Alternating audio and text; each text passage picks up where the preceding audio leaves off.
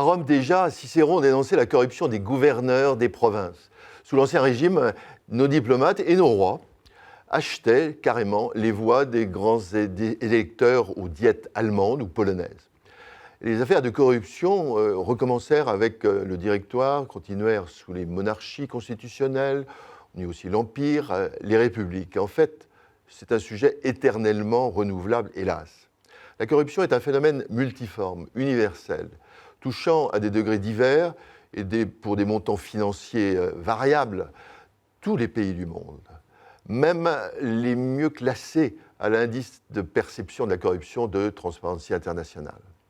Globalement, l'argent de la corruption représenterait, en flux financier, entre 300 et 400 milliards de dollars par an, dont on connaît quand même de mieux en mieux les sources, les bénéficiaires et les sites d'atterrissage et de stockage, surtout évidemment dans les paradis fiscaux et l'offshore. Corrompus comme corrupteurs, on apprécie encore l'opacité et les montages juridico-financiers sulfureux, même si l'activité très efficace et utile des lanceurs d'alerte et les Panama Papers leur donnent quelques sueurs froides et inquiétudes pénales bien méritées.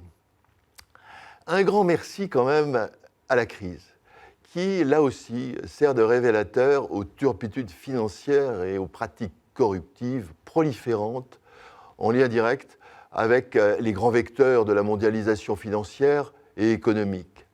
Les marchés mondiaux de matières premières qui renvoient aux enjeux financiers liés aux concessions minières ou pétrolières dans les pays émergents, eux-mêmes catalyseurs de corruption au plus haut niveau politique.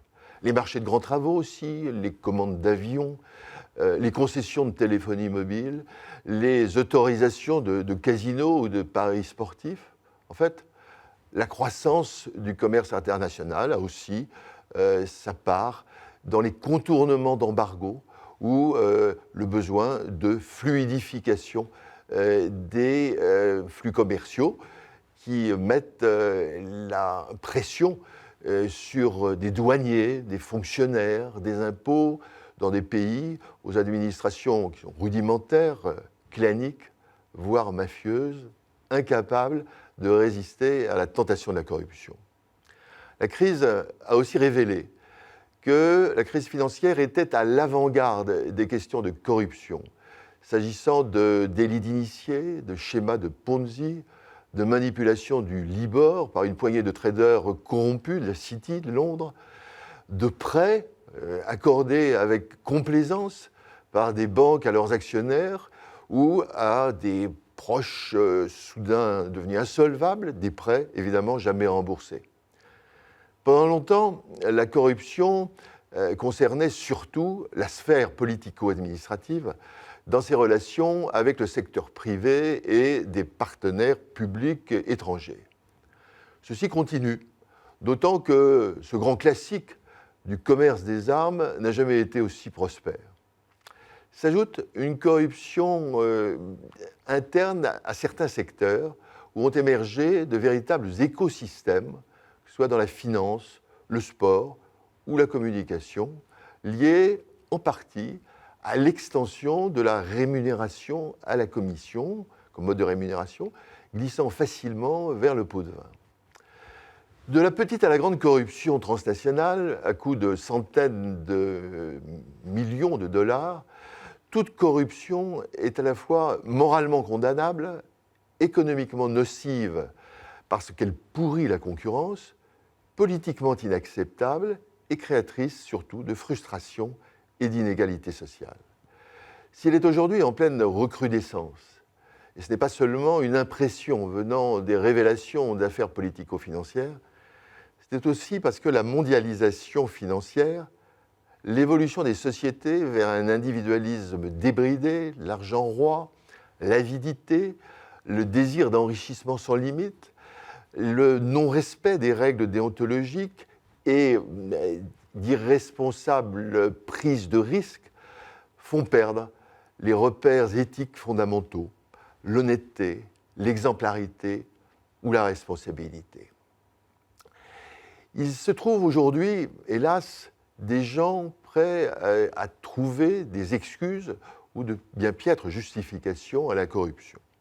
En Afrique, des gouvernements corrompus y voient un système de redistribution, si on peut dire, local, familial et clanique, étant eux-mêmes les acteurs de ces véritables kleptocraties. Aux 100 milliards de dollars d'aide au développement pour l'Afrique répondent les 100 milliards minimum du montant estimé de la corruption. Des économistes ont aussi pu faire le rapprochement entre l'exceptionnelle croissance économique dans les fameux BRICS et la corruption endémique et stratosphérique qui y prospère, et ont tiré des conclusions diamétralement opposées entre celle qui met de l'huile dans les rouages et celle qui ralentit le développement. La crise a tranché, révélant à quel point la corruption alimentait le populisme et discréditait les gouvernements, voire la récente destitution de la présidente du Brésil. Révélant aussi les ravages financiers qu'elle provoquait dans de très grandes entreprises ou des groupes ayant un peu trop misé sur les cadeaux et les pots de vin pour gagner des parts de marché, par exemple en Chine, où la corruption est depuis longtemps un fléau. La campagne très énergique et expéditive menée par les plus hautes autorités chinoises contre la corruption montre aussi, et c'est un point qui est inquiétant, qu'elle peut servir de paravent aux luttes de pouvoir et au règlement de comptes politiques. Malgré le renforcement des conventions internationales et des législations anticorruption un peu partout et anti-secret bancaire, il reste de nombreux trous noirs, tandis que la tentation de corrompre un individu ou un décideur politique ou économique pour obtenir un avantage indu reste omniprésente dans le monde. Une vigilance exigeante s'impose donc.